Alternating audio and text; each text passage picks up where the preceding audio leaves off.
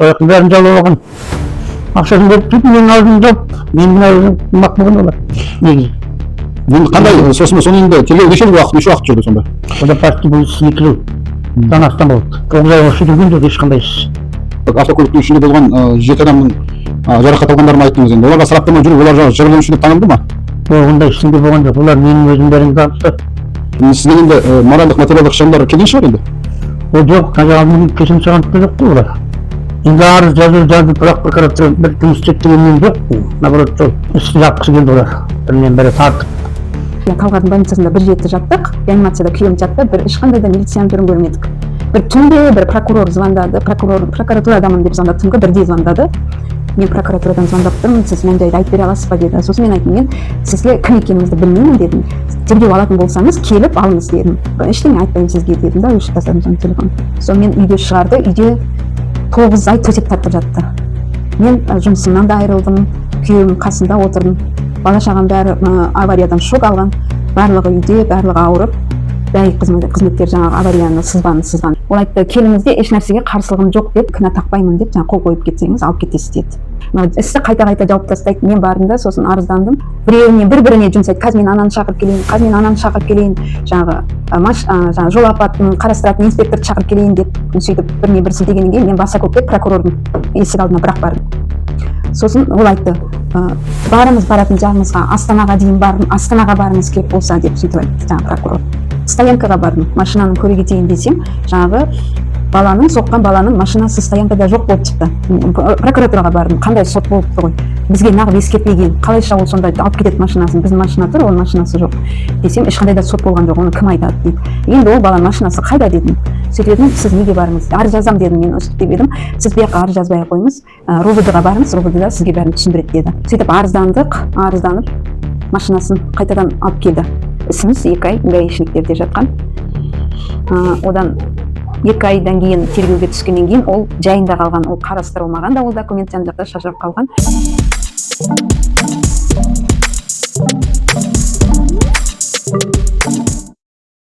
Армысың қазақ елі. Ар мен заң өзінің кезекті хабарын бастайды. Қылмыстық іске тікелей кірісіп, оның мән-жайын зерттей бастаған кезде анықтағанымыз, соншама уақыт өтсе де ауыр дене жарақатын алған адам жәбірленуші танылмағандығын анықтадық. Өтініш хаттар беріп жатып, прокурорға беріп жатып, сол жәбірленуші деп тану туралы қаулын алдық. Ары қарай тергеу амалдарын жүргізу үшін ай сайын, апта сайын Талғар ауданына барып, сол істі жіті қадағалауға тура келді. Бұл жерде қылмыстық атқару кодексінің барлық талаптары бұзылғандығы белгілі болды. Алайда не тергеу жағынан, не прокуратура жағынан ешқандай қадағалау болмаған, іс дұрыс жүргізілмеген, барлық істің барлық мерзімдері, сроктары кеткен.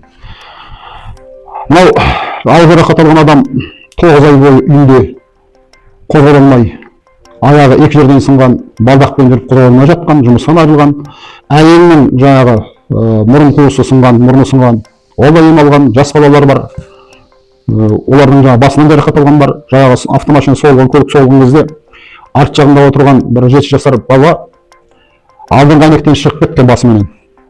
Сол басы неше жерден тігілген, әлі күнге дейін ем алып жатыр ол бала.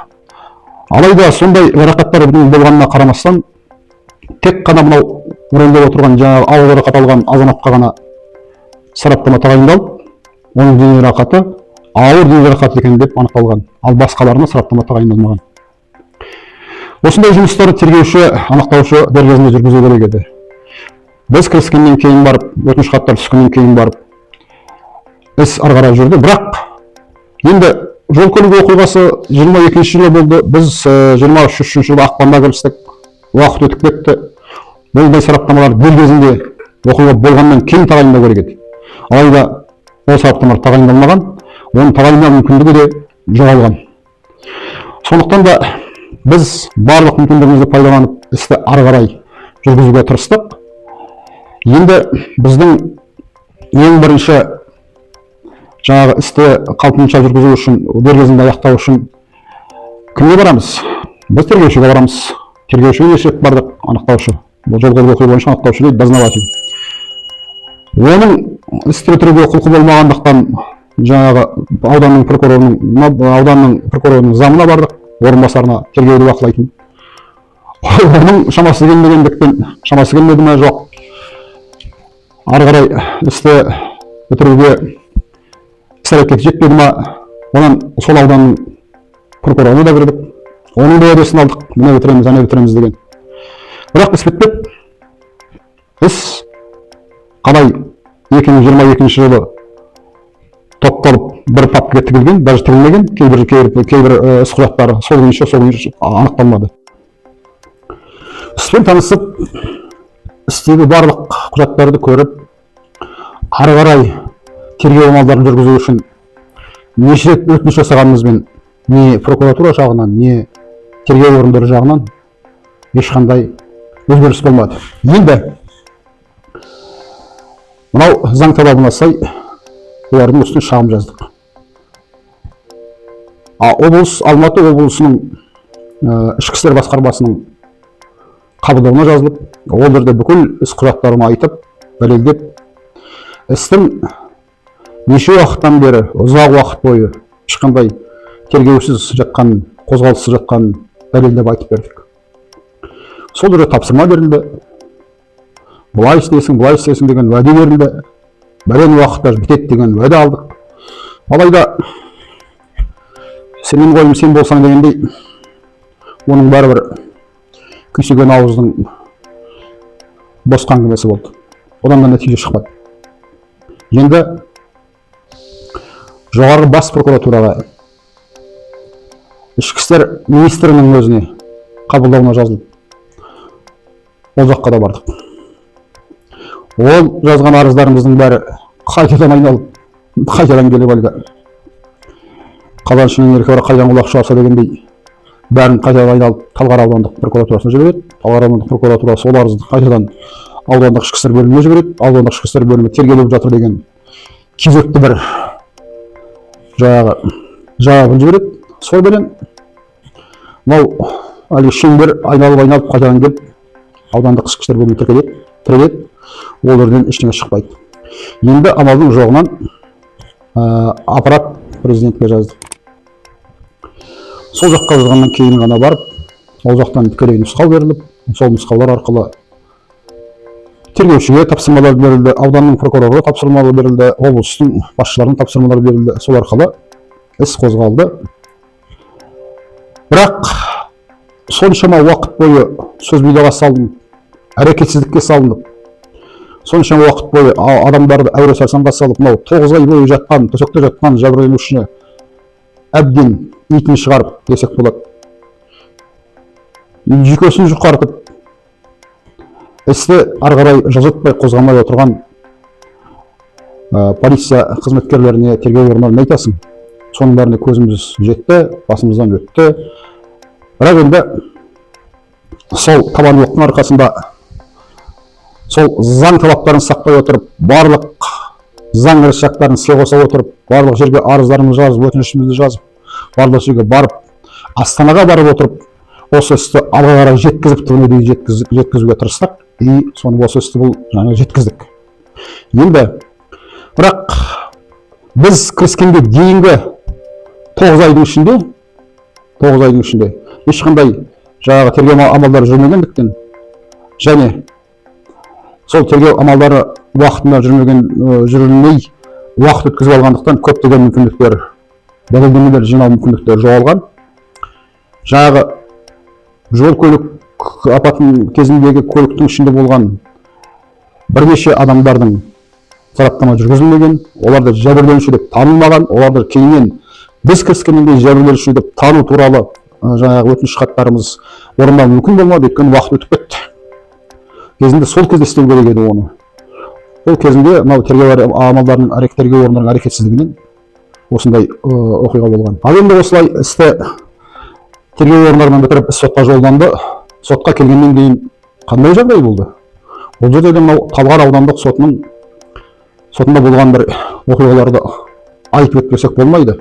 Іс сотқа түскеннен кейін қаралатын күн тағайындалды. жаңағы балдағын сүйретіп жәбірленуші сотқа келеді. Ал сотталушы жоқ. Келмейді.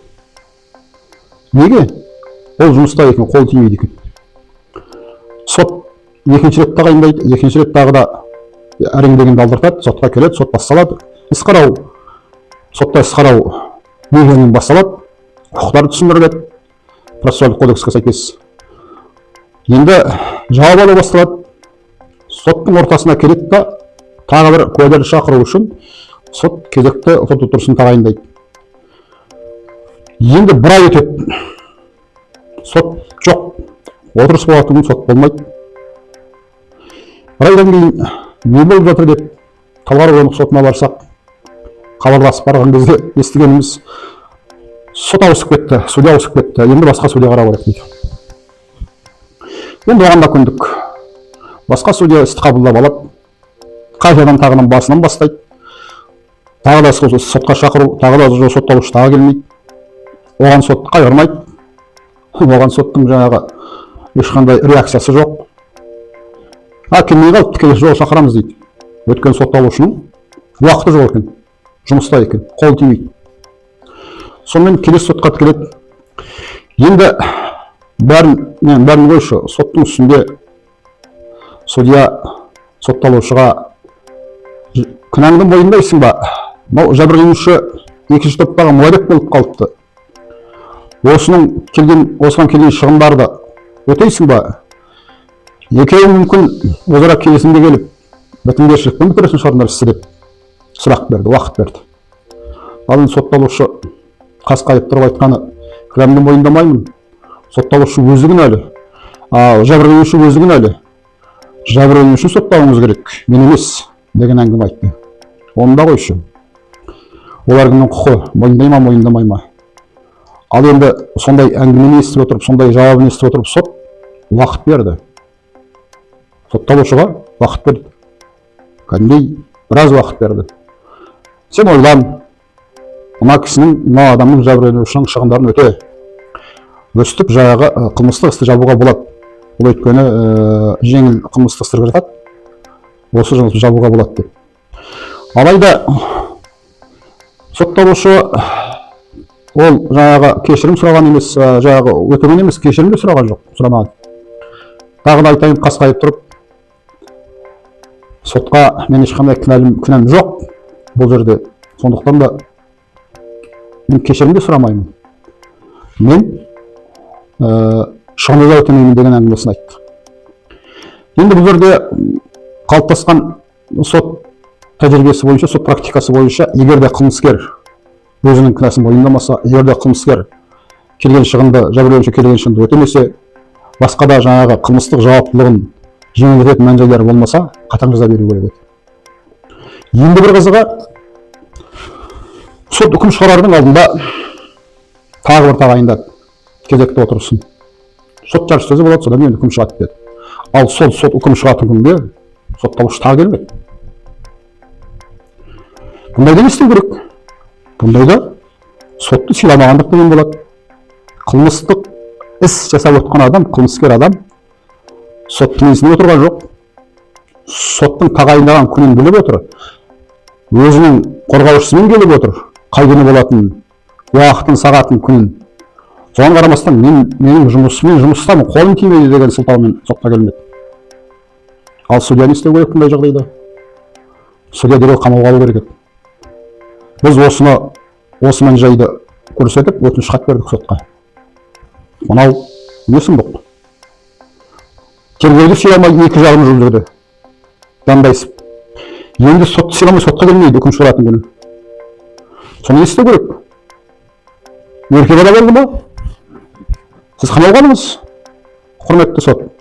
Өтініш хатты бердік, ал сол өтініш хат сотта қаралмады. Сот ешқандай менің өтініш хатым бойынша шешім шығара алмады. Енді үкімнің өзін онлайн шығарам деген көшті. Бұл не сұмдық?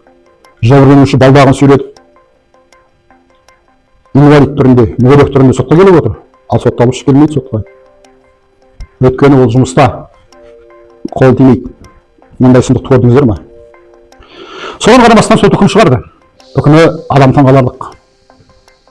Бір жылға бас бостандығы шектеу. Сонда әділдік қайда? Сонда мынау Қазақстандағы сот саласы болсын, құқық қорғау саласы болсын, сақталатын заңдылық қайда? Сонда заңды сыйлау, адамды сыйлау, арды сыйлау қайда? Біз Талғарда осындай жайттардың куәсі болдық. Ары тағы да жалғастырамыз.